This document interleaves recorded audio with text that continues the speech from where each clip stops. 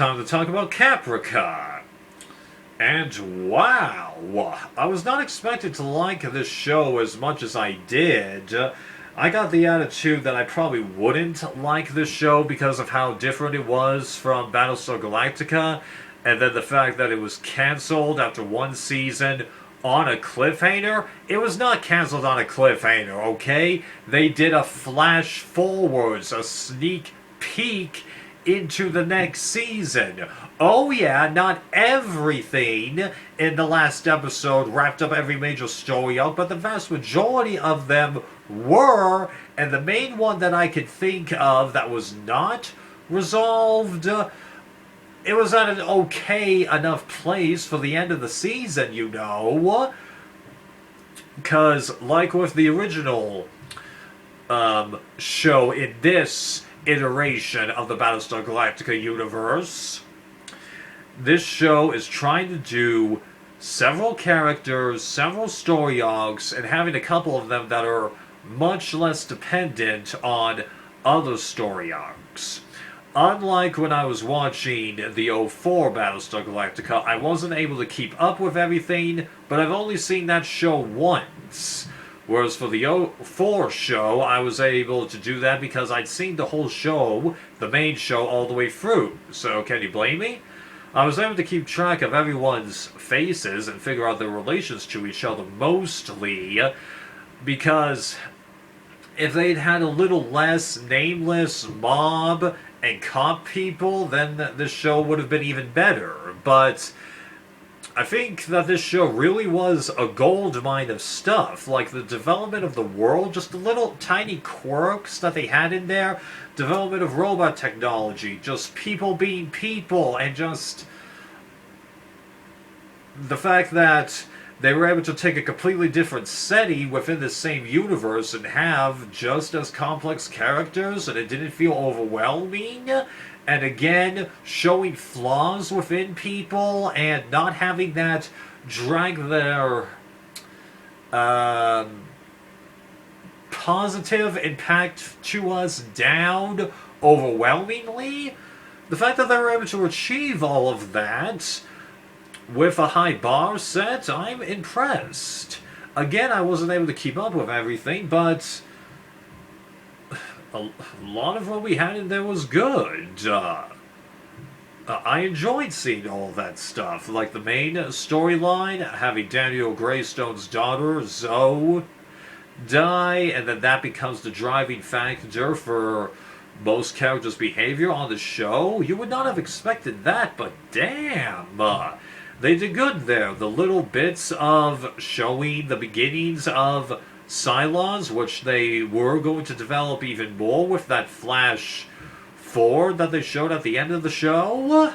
I really would have loved to have seen what they were going to do with this. The storyline of Adama's father, Joe, his relationship with Daniel, his relationship with the mob boss, all handled pretty well. The only story arc that I don't think was handled the best was Zoe's friend Lacey, because her being the main instigator to get Daniel to realize something's up. There's one thing she knows that I don't, and I get the feeling that Zoe told her.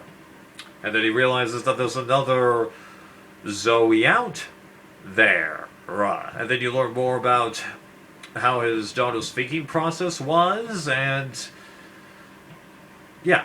So that's a great way to start the character, but then she becomes less and less necessary to the storyline, which is probably why they had her eventually leave Caprica and try and get to the planet that she was originally getting to. Well, they didn't do the greatest amount with her there. They did show that the Cylon robot there was willing to listen to her, but then they kind of just leave her off there. Now, I have every expectation that had this show been renewed, they would have brought her back, but obviously that didn't happen. But that was not the last that we're going to see of that character. I don't think they would have done a West Wing and write that character off with no explanation. But to be fair, most of the time when they wrote off characters the way that I'm alluding to, that's because they were having more and more trouble figuring out how that season 1 character fit into the show. Then the next 2 times, that was because those actresses got roles, prominent roles at another TV show, so they didn't have time. And then as for the last big one, that actor had announced they wanted to leave. So there you go.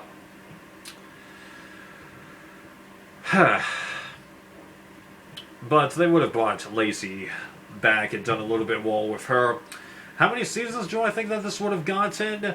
Honestly, based on what I was getting, I don't think it would have lasted much longer than a lot of the TV shows these days. 3, possibly 4 seasons if you're lucky before they get canned. It's a little unfortunate, but I can't see the hugest amount of seasons. It would have been at most like the same length as the original show, but I think that they would have been able to do a really good amount.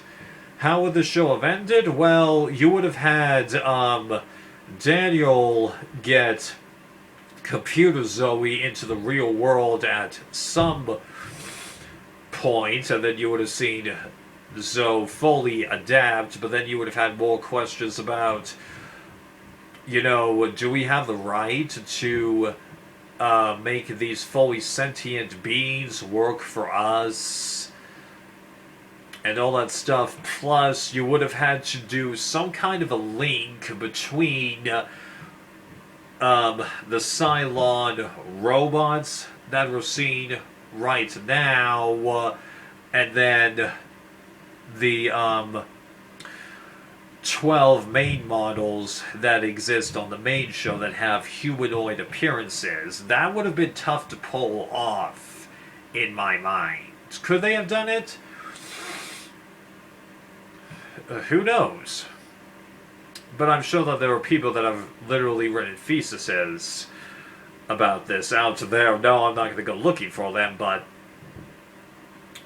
I'm sure that there's people that have a decent explanation out there for that. Okay, I'd say that summarizes this. This was a good experience, though I'm really glad that I waited about a year and a half to 2 years after I finished the '04 show before I watched this, because you're much better off taking this show on its own, I'll tell you that right now.